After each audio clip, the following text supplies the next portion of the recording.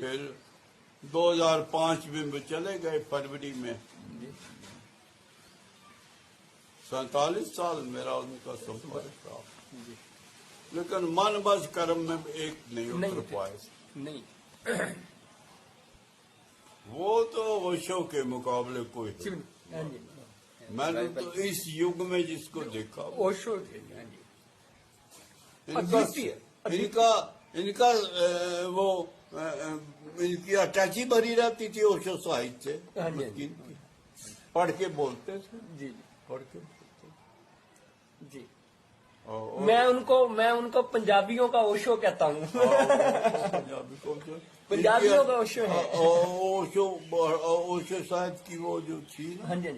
ये पुणे भी गए, कई बार गए। जी जी जी। मैं नहीं गया।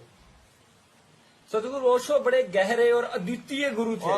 अद्वितीय थे। उनको बचपन से था, पिछले जन्मों का कहा था कि मैं 7 दिन अगर नेपाल में मेरी हत्या ना हो जाती तो मेरा जन्म नहीं होता। वो तिब्बत में हाँ जी हुआ था। हाँ, मेरा हत्या हो गई तो उसके बाद फिर वो 21 साल में मुझे फिर दोबारा आत्मबोध हुआ। जबलपुर मोलसिरी पेड़ के नीचे।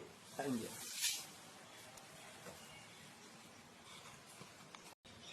मुझे इन्होंने मुस्किन ने कहा था एक दिन दरिया पर हम घूम रहे थे, कहने लगा मैं ये पैसा नहीं लेना चाहता हूँ। ये जो लोग प्रवचन करते थे, करके लोग दे जाते हैं, नहीं लेना चाहता हूँ। आपके जैसी उपजीविका कमाना चाहता हूँ। मैंने कहा वो तो सुंदर है, उपजीविका कमाओ और अपना निर्वाह करो और बच जाए तो दान क्यों। नानक भी कहते हैं कि पहले नाम जपो, फिर कर्त करो, फिर बच जाए तो फिर वांड छोड़ो। 3 गुण नानक ने दिए, लेकिन वो नहीं हो पाते हैं ना। हम अपनी किरत करते थे और उसकी याद में रहते थे और बच जाता था थोड़ा बहुत। दरिया के किनारे गंगा पर वो बैठते थे, लोग उनको दे देते, अधिकारियों को दे देते। बाकी निर्वाह था। 5 लड़कियां थी, पुत्र संतान था नहीं, उनकी शादियां करनी थी। लाखों रुपया उसमें खर्च हुए। मकान किराए पे रहते थे।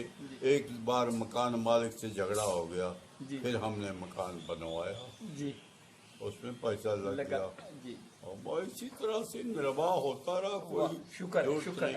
और उन्होंने तो उससे हमने कहने लगे आपकी जरे, मैंने कहा मैं जाता हूँ मिलों में और कपड़ा खरीदता हूँ और वहाँ पर जो है बेचना पड़ता है और फिर उधार बिकता है बिजनेस कपड़ा, नगद नहीं बिकता। फिर बाहर व्यापारियों के साथ पेमेंट लेने जाना पड़ता है, कोई देता है कोई नहीं देता है। फिर वो रहे कह रहे